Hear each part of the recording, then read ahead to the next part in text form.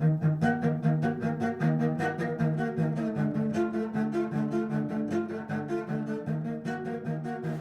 Geeks and Gamers. Matt Lemke here with your gamer goggles, gamer-goggles.com, and today is part two of the Scoundrels of Skullport.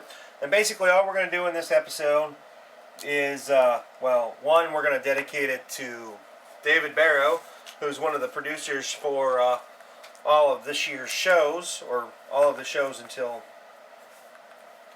my next season. And basically all we're going to do is put putty, or epoxy I should say, into our friend here, our little friend, the Beholder. And it's not as complicated as you might think it is. If you have picks, or even toothpicks can work, you're just going to work it into those areas that have a gap. And it's really not hard. You don't have to push too much. You can use the pick to do a lot of the work. And I'm going to try and stay on camera here for you. You can use, both ends and use it. If you're a dentist, you'll be really good at this. Just kind of, I want the gap filled in a little bit. So I'm going to do this. Now, this goes all the way through, so, you can just go with an endless amount. So be careful as to how much you're using. And then, it's going to be real easy to hide the different, the texture.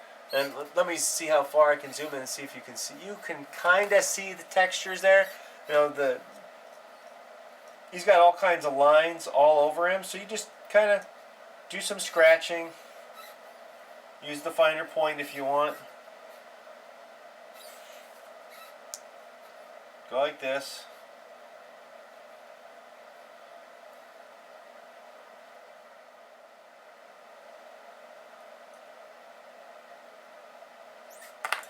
And the more you roll it out,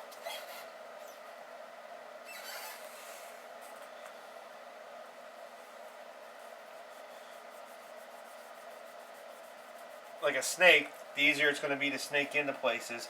Now I'm zoomed way in, and that looks like it's a bad gap, but it's not that terrible. My bad gaps are here, and there's a couple around the head area, like there's one right there. And I'm going to focus on working that one in.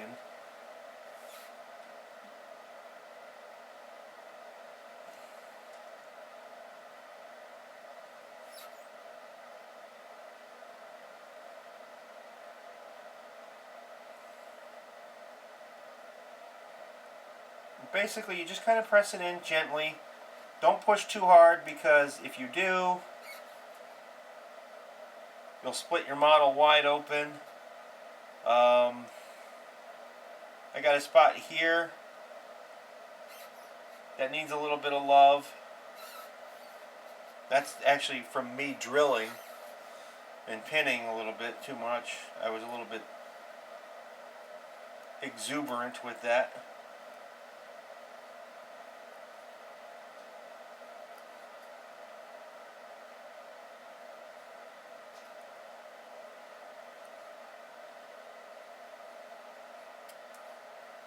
Push that down in there like that. Now if I zoom out, you'll see that some of these spots aren't that bad. They look a lot worse on camera than they do in person. I got some excess here I'm going to try and scrape off without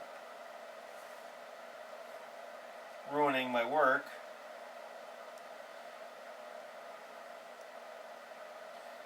And basically you just want these gaps to fill in a little bit for paint. Like that looks awful on camera, but I can't barely get my pick in there.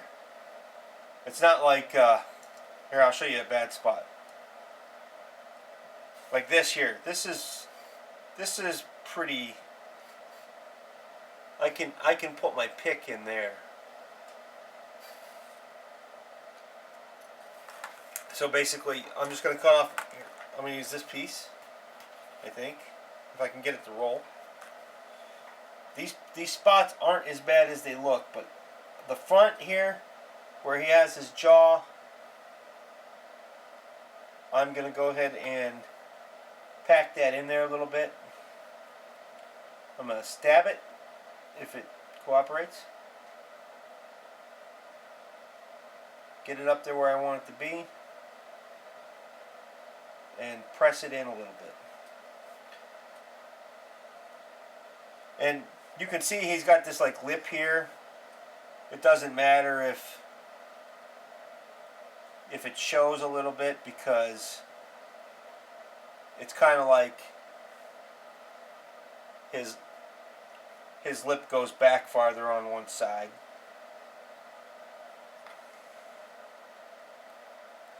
Press it in. Kind of scrape it off a little bit.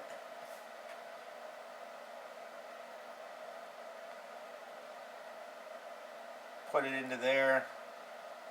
Push it down. Scar it up a little bit. Make it match the texture of the model. You know, it's not like super smooth, but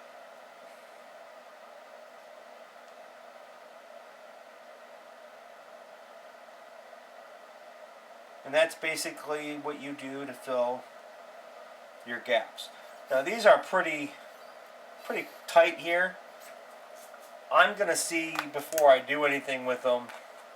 I lied. I'm gonna fill them. I got the epoxy out. I might as well do it, right?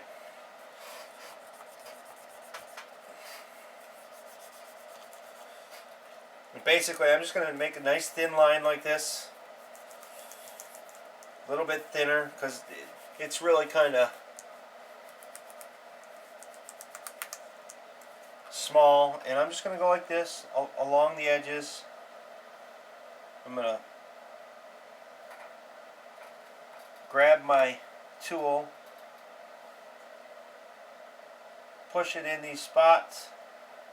Notice here though, this is one of the spots where one of the eye sockets goes, so I'm going to be a little bit more careful here.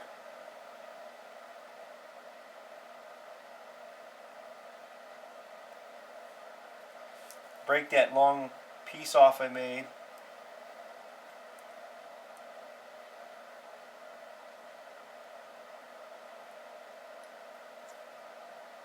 And then I'm just going to pull this off here so I keep that socket round. Maybe put a little in this socket. I probably don't need to worry about that socket that much, because again, there's an eye that's going to go in there. But it doesn't hurt. And then I'm going to put my next batch in. Maybe.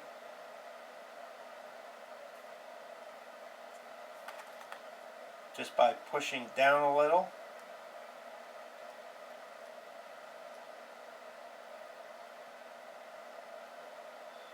And I'm going to follow this line all the way down.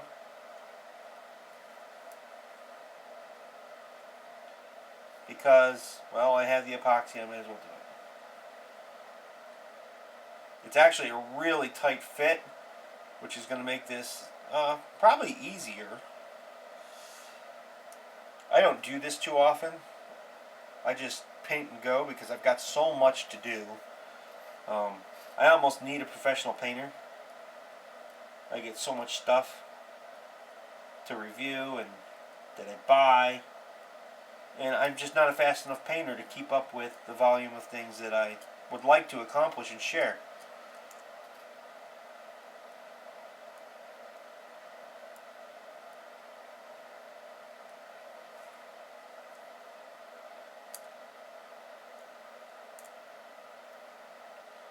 And basically that's how you do this. You just go ahead and push it in, scrape it off. Make sure it's in though before you scrape it off. Like I just scraped some of it off and it wasn't in. But again, that's probably the part of the problem with it being so tight.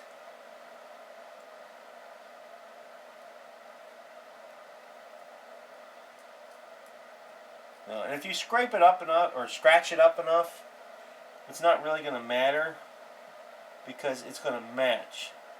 And again, you don't want to push too hard into the crack because if you do, you'll separate your model.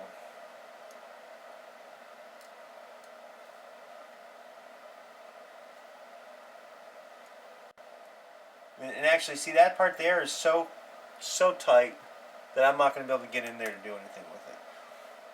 Same thing over here. I'm not going to be able to get in there.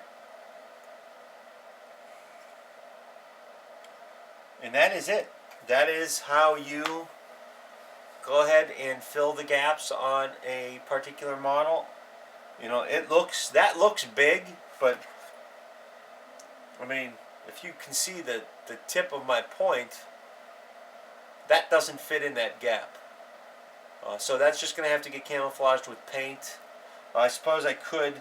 There's a little bit of an overhang here.